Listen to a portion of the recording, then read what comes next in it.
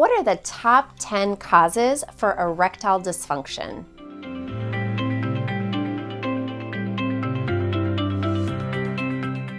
I don't know how many of you know this, but microplaque actually begins to develop in early childhood and progressively gets worse over the course of your years. Now, diet, lifestyle, medications, disease processes can all inhibit the growth of the microplaque, but you guys, you all are going to get microplaque. It's just a part of the process. Microplaque acts as a little plug, a plug to your blood vessels. Remember, you need blood vessels to carry blood to the tissue in order to create an erection. That's how you have an erection. So if you have a little plug or some microplaque buildup, you'll no longer receive that blood flow to the tissue, therefore you will not be getting an erection. Diabetes can also cause erectile dysfunction because diabetes is elevated glucose. Elevated glucose, or the best way I like to explain it, is the Mucinex commercial. You know, the big green boogery mucus guy? Think of him as a glucose molecule. He's running along your blood vessels, think of a small river, and just tearing them apart. So if he's destroying your blood vessels, how are you supposed to feed your penis with blood flow? Remember, more blood flow, more you're feeding the tissue, more it's expanding, you're getting an erection. So the more sugars you have, the more uncontrolled diabetes you have, the more you're tearing apart those blood vessels, which means you're not feeding that blood to the penis. Venous leak is very common. We find it more in our elderly population. And I say that because if you think about what venous leak actually is, it has to do with the valves of your veins. So in order for you to maintain an erection, your veins have something that I like to call doors, little doors. And these doors close in order to keep that blood in the penis so that you stay erected. Well, through diet, through extended amounts of sitting, maybe you've been overweight, maybe you smoke, whatever the case may be, these little doors don't really work the way that they used to. So they kind of become faulty and the blood starts to seep back. It's very similar to varicose veins or even hemorrhoids. So that's how I want you to think about that. If the veins are faulty, you're not going to hold that blood into the penis, therefore you're going to have erectile dysfunction. One of the reasons high blood pressure can cause ED is because it's actually causing what's called vasoconstriction, or shrinking of your blood vessels. Now, we've said this before, your blood vessels must be working appropriately in order to carry the blood to the tissue so that you can have an erection. So if you're having this vasoconstriction or constriction of the blood vessels, how are you supposed to get blood down to the penis? Which is why most patients, when they do have high blood pressure, they go on vasodilators, if you've ever heard of that. Vasodilators are what opens up the blood vessels so that you can get more blood into the organs. So it makes sense on why high blood pressure would cause erectile dysfunction. If you have an unhealthy lifestyle, of course you're going to get erectile dysfunction. It really goes to say with everything else that we've been talking about. So think of it like this. If you're overweight, you're diabetic, you don't move, how are you supposed to get blood flow flowing into the penis? Makes sense? If you have uncontrolled diabetes, we've talked about this before, you've got those big sugar molecules running around. You have uncontrolled blood pressure. Now you're causing vasoconstriction of the blood vessels. You're not getting blood flowing to the penis. You're a smoker. You're destroying your blood vessels. Shall I just go on? Unhealthy lifestyle causes vasoconstriction. It ruptures your blood vessels. It actually destroys the tissue of your penis. So I highly recommend that you guys change your diet, start exercising, and stop smoking. If you think about how depression affects erectile dysfunction or the ability to have an erection, it's actually twofold. The first one is the brain and the neurotransmitters that are happening in the brain. So think about it like this. In order for you to get an erection, you must have an influx of dopamine and oxytocin. These are the feel-good hormones.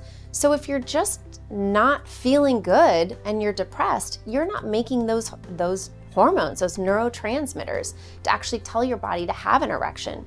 But the second thing that can also happen is patients who are depressed are usually on antidepressant medication. And believe it or not, these antidepressant medications actually steal your testosterone. So now we're not talking about, the feel-good hormones, we're talking specifically about your testosterone. And as you guys know, you need testosterone in order to increase your libido, but you also need testosterone to have erections. So this one's a little bit trickier. So as I just mentioned, testosterone is needed not only for a libido, which is your sex drive, your ability or want to have sex, but believe it or not, testosterone acts as a potent vasodilator. And all you guys know, you need to have vasodilation in order to get blood flowing into the penis. More blood flow into the penis means that you're going to have stronger, firmer erections. So again, testosterone is twofold. Not only is it the drive and the libido, but it's also acting as this potent vasodilator. So you do need testosterone to have both. Most of you guys think of hormone balancing as just testosterone. I got my testosterone checked. We're going to treat my testosterone. But it doesn't work that way. There's so many other hormones that play a huge role, not only with the way that you feel, your energy and your sleep, but for erections specifically. For example, you need to make enough testosterone in order to convert into your active metabolites. Those would be specifically estrogen and dihydrotestosterone. You need both estrogen and dihydrotestosterone in order to have firm erections. But here's the problem. If you have too little of either estrogen or dihydrotestosterone, or perhaps too much of estrogen or dihydrotestosterone, then you're going to have erectile dysfunction. Yes, you heard me correct. Too little of both or too much of both can cause erectile dysfunction. So it really is all about balancing. You need to make sure that you're getting the right amount of testosterone and the right amount of estrogen, the right amount of dihydrotestosterone in order for your erections to work. And that's just one part of your hormone balancing. The best way I like to explain it is think of it like a symphony. There's all these different players playing to make this beautiful music. So if you go to the symphony one day and one section, let's say the flute players call out sick, it's no longer the same music. Do you agree? Performance anxiety is a real thing, and it really does cause erectile dysfunction. Let me explain why. You have what's called the autonomic nervous system. This is actually what controls something that's called your sympathetic and your parasympathetic nerves, okay? These are the nerves that basically feed your tissue. That's the best way I can explain it. Your sympathetic system is your fight or flight, right? You've heard about this when you were a kid. You're running from a bear. Your body isn't thinking about getting an erection when you're running from a bear. It's thinking about saving your life. Whereas the parasympathetic is what we call rest and digest. It's relaxed, it's vasodilated, you're getting lots of blood flow to the penis, you're getting an erection. So in order for you to get an erection, you must be calm.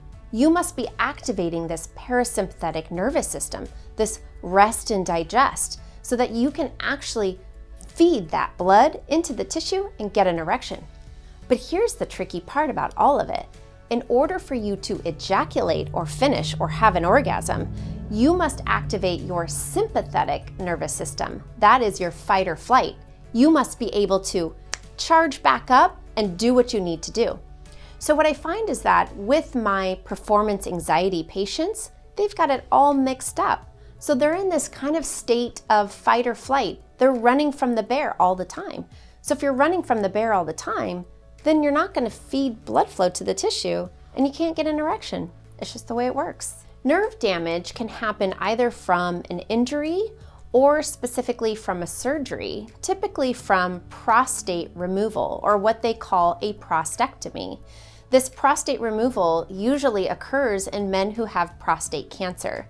It's known that 80% of men who have their prostate removed or a prostatectomy will suffer with erectile dysfunction. Remember, there is a main nerve that travels through the prostate gland, and this main nerve is responsible for the sensation of the penis. but it's also responsible for helping and building these smooth muscle cells that help the penis dilate so that you can actually get an erection. So when you remove this nerve, you're removing the sensation that you used to have, and then you're also causing these smooth muscles to begin to atrophy or die off, so that it's harder for the body to actually send blood flow to the penis and give yourself an erection. So just because you have Peyronie's disease doesn't necessarily mean that you will also have erectile dysfunction. I have plenty of patients who come into this office who are able to get an erection and a firm enough erection for intercourse, having Peyronie's. It just depends on how much scar tissue or how much curvature that they have. So some men will have such a strong curve that it's actually painful for them to get erected. So they'll do whatever it takes at all costs not to get an erection. So I'm not sure if I would actually call that erectile dysfunction other than them controlling it. But I've also seen guys who have a severe case of Peyronie's, meaning that they have extensive amount of dense tissue or that marbly tissue that I was talking about. And if that dense tissue is in the penis, you're not feeding the penis symmetrical blood flow. So if you're not getting the symmetrical blood flow, then you're not getting a firm enough erection to actually have intercourse with.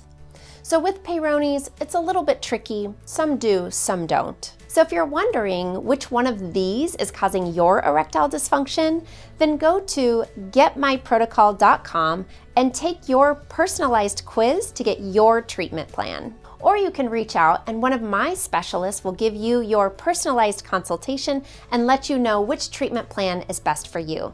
Just visit thenovuscenter.com. We've linked the clinical studies to the topic below. And feel free to subscribe if you'd like more information on optimizing your sexual performance.